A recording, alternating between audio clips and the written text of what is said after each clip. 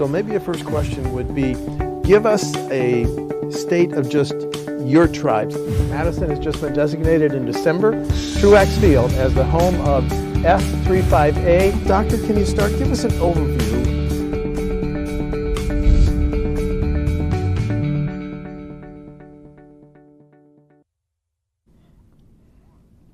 In January, Sara Meaney was appointed director of the Department of Tourism, which is just a cheerleading, wonderful job.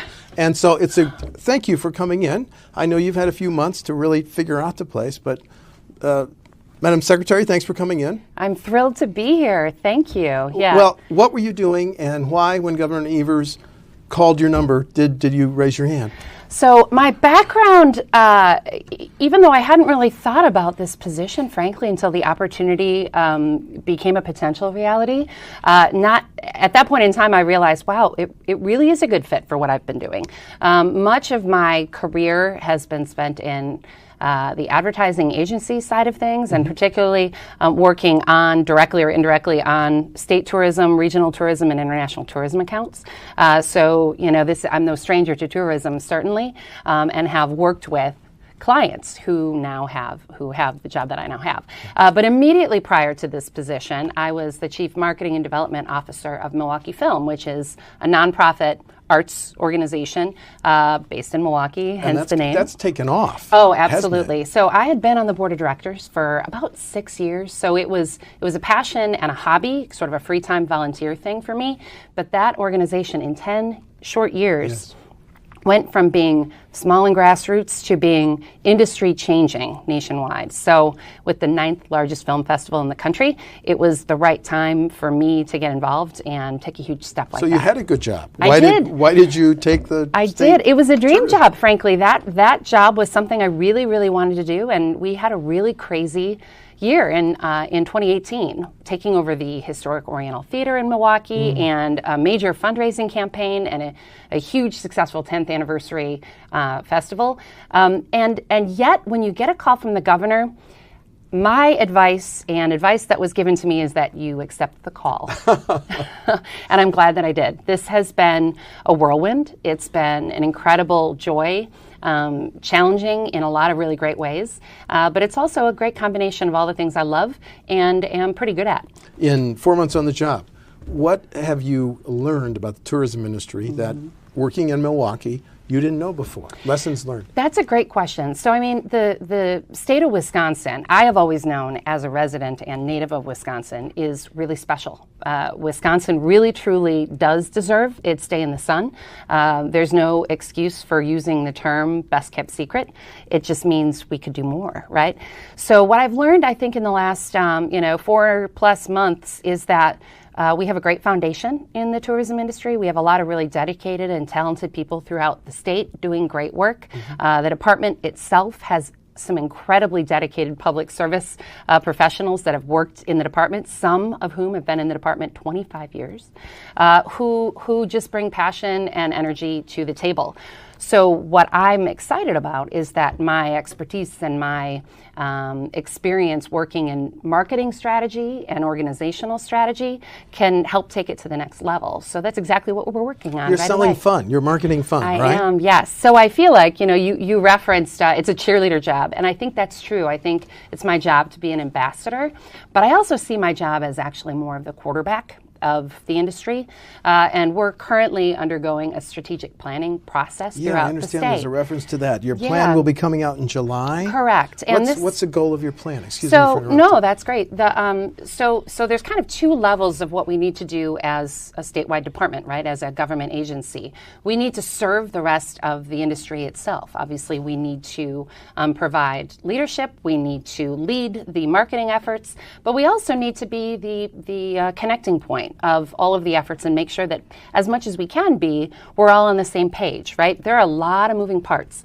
So the more digging I did, the more clear it became that what the department was lacking was a longer-term department level, agency level strategic plan. Who are we trying to be as a state agency? Yeah. How are we going to get there? And what will it require of us? Resources, people, talent, and collaboration throughout the state. What will it require? Well, step one was talk to the industry. We reached out and engaged thousands of people in this process, and their feedback is very telling. It's very positive. They're seeking leadership and guidance from the department. They're seeking additional tools and resources, opportunities to engage specifically, and they need help, especially in the smaller counties and smaller communities where dollars and resources and time are really limited. So we see that as a great opportunity to build a plan to better support and advance the work of the entire state, but also use that as the pivot point to help us determine what does that mean for the state's brand and how do we build on that reputation in the direction where we need to head. Well, Wisconsin has been America's Dairyland, supper clubs, great beer, ag. Are we in a transition in terms of modern marketing of Wisconsin? I think the answer is we are all of the above, but what does that mean to an unfamiliar consumer is the puzzle that we need to solve. We are competing with some pretty sophisticated competitors, even within the Midwest, who are well-funded and well-organized, and it's time that we can take our activities to that next strategic level. So it isn't that we're suddenly not a source of great beer or brats or cheese. That is a piece of our heritage and a piece of who we are as people. Yep. But with the opportunities coming up in 2020 to be on the national and international stage, we need to change the narrative of how people think of Wisconsin as a flyover state. And it's too easy to dismiss what makes Wisconsin such a rich, fun, and engaging place to live, work, and play. Right. So we're working on evolving the brand as a result of that. There's a reason why those organizations are investing within Wisconsin to host these massive pivotal opportunities. And we have a story that we need to tell and get out in front of it. I want to get to the Democratic National Convention, but we will get there, I promise. Great. But your agency just released a report. Tourism, direct and indirect spending in 2018, $21.6 billion. It's a big number with a B. With a B. Now, when I go to the Federal Reserve and I wonk out and I say, what is the gross domestic product of Wisconsin? They have a number for 2017. And tourism is between 6 and 7% of our gross domestic product, which I did not know. So it is a huge component of Wisconsin's economy. It is. It is. And that 21.6, which includes direct and indirect, is up what percent? Just under 5%. So we're excited to see that. It's a really good indicator that what Wisconsin is doing and has been doing to attract attention and attract spending within the state has been working. So there are a couple of numbers that make up that total economic impact. Well, there's a lot of numbers. Clearly, that's a big number. But there are a few things that we look at. One is, how well did we do at attracting new people to the state, meaning total visitors? What we saw was 112 million visitors to the state in 2018. That was up just under 2%. So that's 1.9% over 2017. It's a respectable number. But that per person spending was actually up above the previous year's spend, which shows a bit, it tells us a bit about the way people are determining their time in Wisconsin and how they're leaving their dollars behind. So those are two really good trends. What we do see is that visitor increase is about the national average of state tourism increase. We see that as being a decent number, but I also see that with some tweaks and building on that foundation that we currently have in place, I think we can see that number increase over time, but it's a large ship to steer and to guide. So those things take time and it takes investment. And when the definition of tourist, both someone coming in from out of state and someone like me. I live in Dane County, but last Saturday night I had dinner at the Northwood Supper Club. There's an ad in Fifield, Wisconsin. Yes. Was that considered tourism spending? Yes. So the way these numbers are calculated by a third party, which is Longwoods International, actually determines for many, many states across the country how those numbers and those growth numbers are calculated. What they are able to do is determine increases for people outside their normal routine and outside 90 miles of their home base, right? So that includes people within the state, and it excludes people who go to their cabin every weekend, right? So what we're looking at is what is the change that was created as a result of our activities, not simply what are people's habits that you can't really change as they stand, right? So that includes out-of-state advertising, and it includes activities within the state. Well, now let's look at some of the numbers within that 21.6. Let's look at the 10 counties that had, according to the report, the most direct, and that's important because you measure direct and indirect. Right. Direct tourism spending. Your home county, Milwaukee, $2.1 billion. You want to talk about the components of that? Sure. And actually, I was just in attendance at the Visit Milwaukee annual meeting where they spoke a lot about where some of those successes came from. I mean, being the largest urban center of our state, it's not a surprise that much of the economy is driven by that area. You get a lot of spending directly through flights flying in and out, not necessarily even spending within that county, but certainly dollars are spent and left behind in that process. But there are quite a few activities and events that go on an annual basis. Harley-Davidson anniversary is always a major uplift, and we also have things like Summerfest and a couple of sports teams. Quite a few that happen to be doing pretty well. Fear Go the Bucks. deer. Go Bucks. Say it. Say fear the deer. Fear the deer. All right, thank Fear you. the deer. We're gonna win this one, I think. Okay.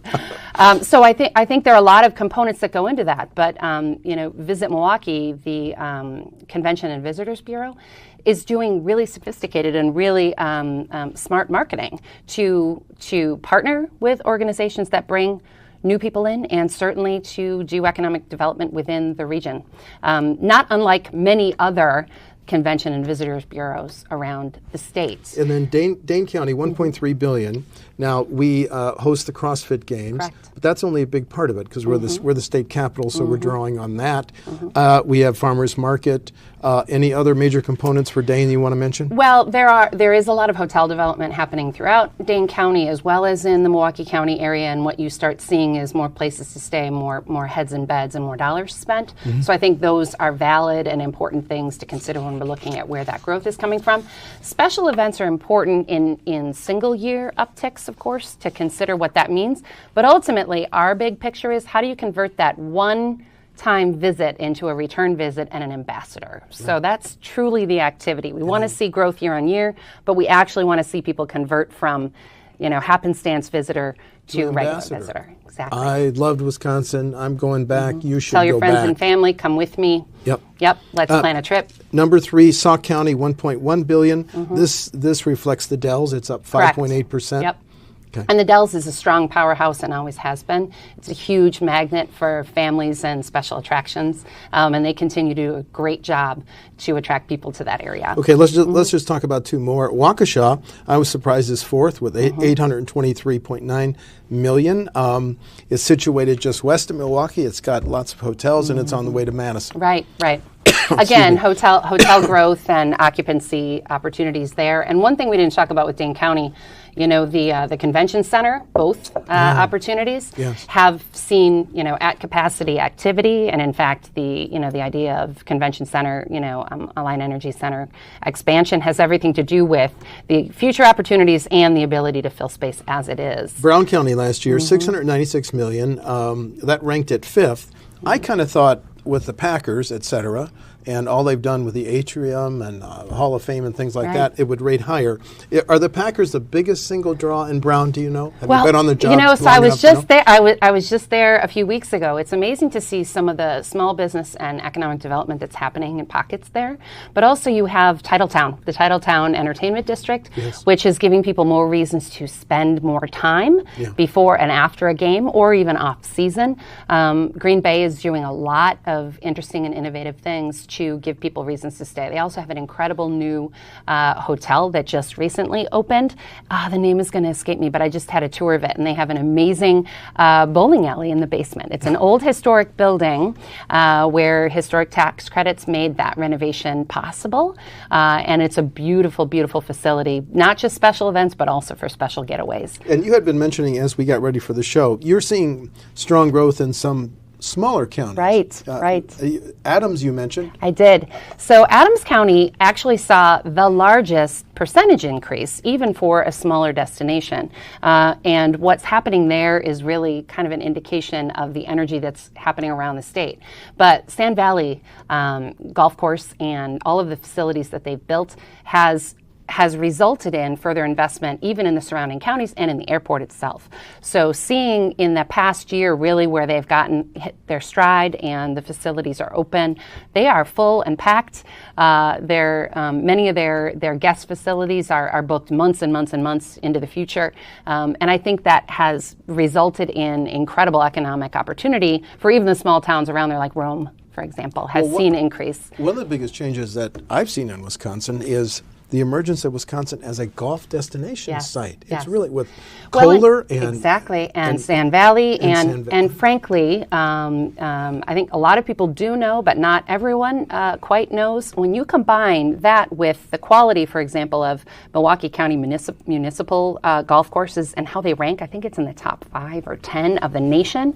We have incredible golf facilities that are accessible at every price point and to all people. Now, we haven't quite touched on the Ryder Cup, but there's a reason why these national and international golf tournaments continue to return to Wisconsin. All the those highest private quality jets flying in. Exactly. And Ryder Cup, my understanding is, where it's being held is the first time Ryder Cup has been held in a publicly accessible golf course. Everywhere else has always been private clubs throughout the world.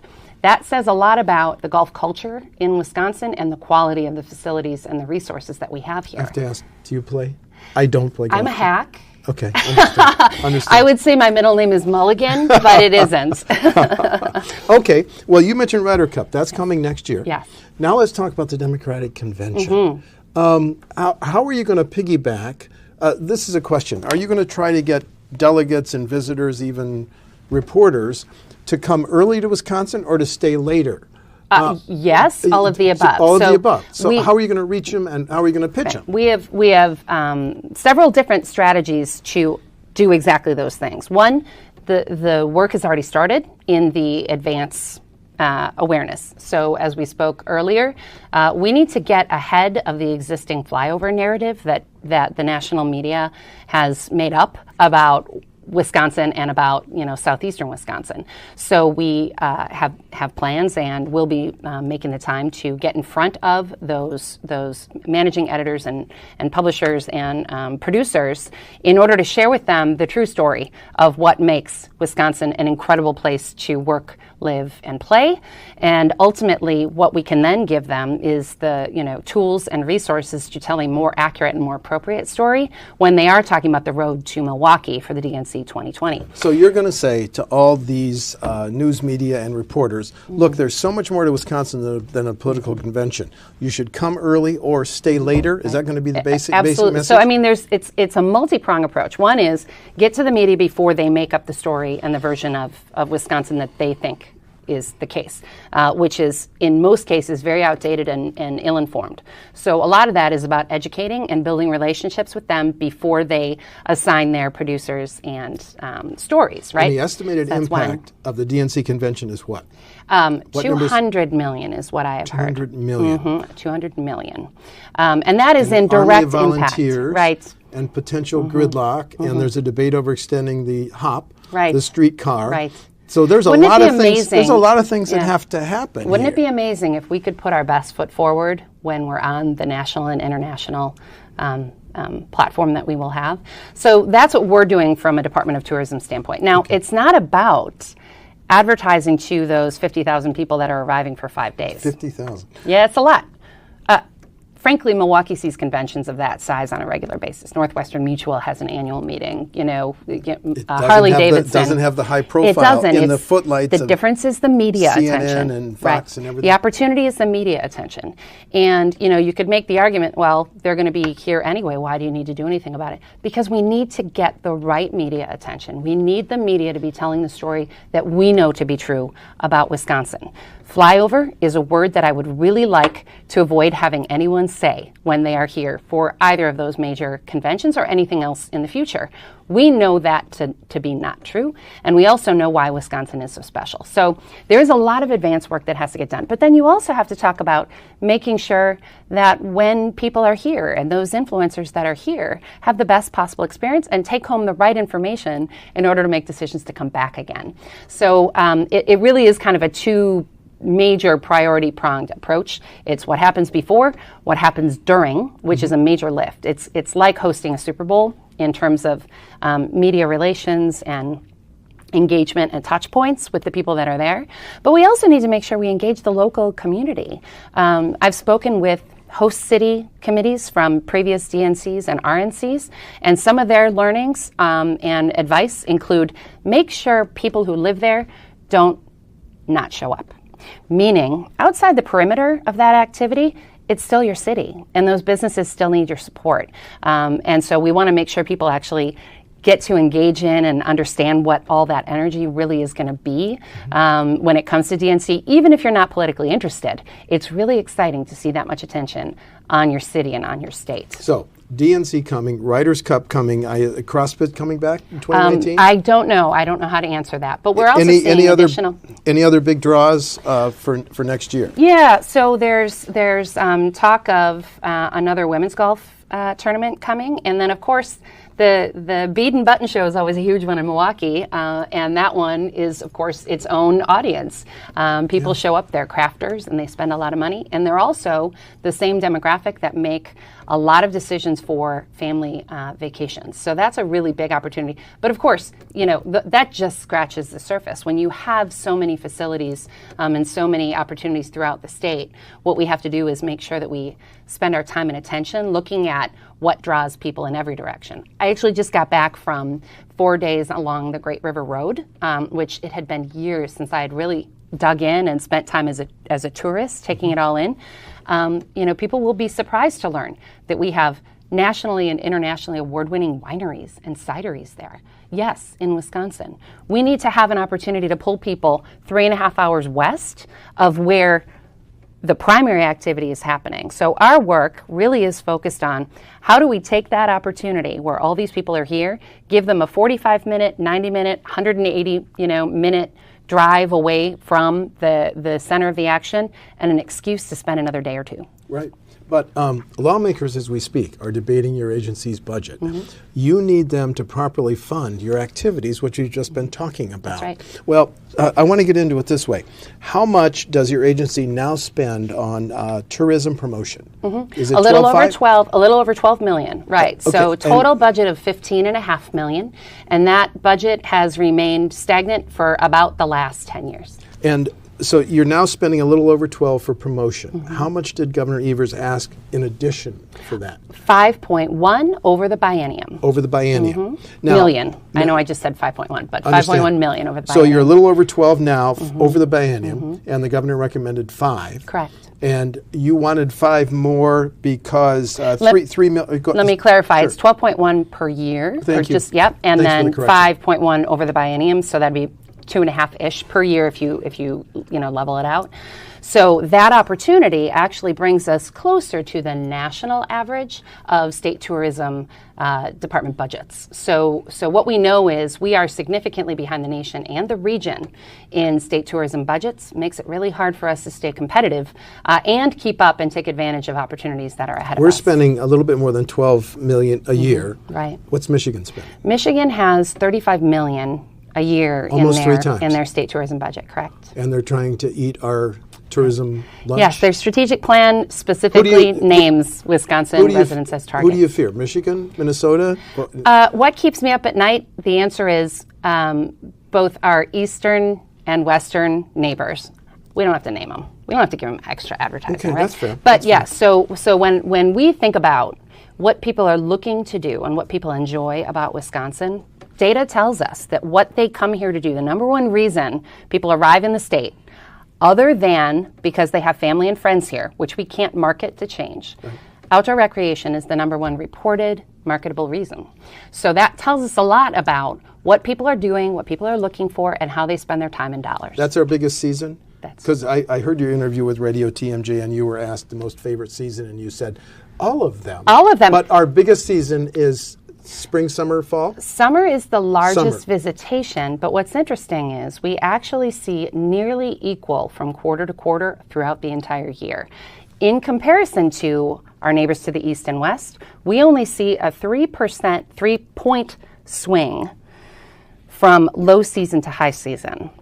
To the east and west, that's about 8 to 12 points swing. So we have a more even low and high than either of those two states. Their goal is to even it out. Now, that is not the experience from county to county, but statewide, what we see is approximately quarter of our visitation every quarter of the year, which is really interesting. That has everything to do with how well developed our snow sports activities are, especially in the north and the northwest of our state. Snowmobiling, snowshoeing, silent sports, ice fishing. And then, of course, our summertime activities, our parks, our cycling, our mountain biking, our canoeing, our fishing, our hunting. I want to go through some of the other items that Governor Evers recommended. $200,000 for the tourism's Native American tourism budget. Why is that so important? So NATOW is a partner of ours for Native American tourism. Right. So what that is a consortium and a representation of the 11 tribal nations that are located within the state or have a presence within the state, and that activity, of course, is important. So what that allows is funding specifically for them to market and build awareness of specific publicly available activities that people can take advantage of in terms of heritage and culture. Promoting our Native American heritage and tradition. Correct. The governor recommended at your, it's part of your budget, Office of Outdoor Recreation. Why do you need that?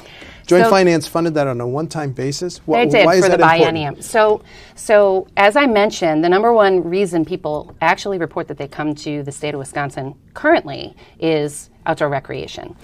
This is actually a trend nationally that states that rely quite heavily on outdoor recreation for their tourism and or support of their natural resources have created a focused entity, an Office of Outdoor Recreation at the state government level to bring together all of the disparate stakeholders that make up that industry. Now that has everything to do with job creation, business attraction, talent attraction and retention, as well as revenue creation. So it's public, private, nonprofit, local government, volunteer groups that are all doing things that contribute to the success of the outdoor recreation industry in Wisconsin already, but not in a coordinated fashion. What this allows us to do is have a strategy for the industry, the outdoor recreation industry, while also maintaining and building a focus on the consumer promotion of our outdoor recreation resources. Okay. And Joint Finance didn't directly approve the governor's budget. They put $1.6 million in a pocket and said, you, the agency, can come back and ask for it later. Was this a setback as you get ready to plan for the Democratic National Convention and everything else that we need to promote? Well, what I can tell you is I am confident that the plans that we are putting in place will more than satisfy the expectations that currently hold those dollars until appropriation. Your agency is eventually going to be okay when the budget is signed? Yeah. Oh, I'm very comfortable with that. I think what we're excited about is that the Joint Finance Committee sees the potential in the future and has agreed with and understands the vision that we've set forth for the future. I think that's a vote of confidence in what we've shared and in the communication that we've built so far with legislators. It has a lot to do with ongoing communication. What are the plans? What are we hoping to accomplish? And those conversations are ongoing. Ever since day one, frankly, I've been spending time with legislators and sharing what's already working well and what do we hope to continue to build on. Okay, we're almost out of time. So final question. Give us, although you're going to have a new plan come out in July, but where would you like to see tourism 2 and 4 years out? Your vision as a secretary. Last question. Yes. So what Wisconsin has done very well is built a reputation for being a great place for families to come and have fun. And as a result, our base visitation kind of reflects that. What we see is an aging visitor base. We have an opportunity to continue to evolve that and attract a younger base for the future of generations who want to build memories and traditions within Wisconsin. We're falling behind in the Midwest when it comes to that. And we've also found that the data tells us we have an opportunity to be more specific about the types of activities we attract people for. One is outdoor recreation. 2 2 is our heritage and culture. And 3, of course, is family fun and attractions. So I think when we look at what people already know about Wisconsin and build upon those strengths, we have entire new swaths of people who want what it is we're selling. We just need to come up with a strong strategy to build that awareness and bring them here. And that's your job one. Yes, it is. Sara Meaney, Tourism Secretary, thank you so much. Thank you. It's a Good pleasure. luck. Thank you. And fear the deer. And fear the deer.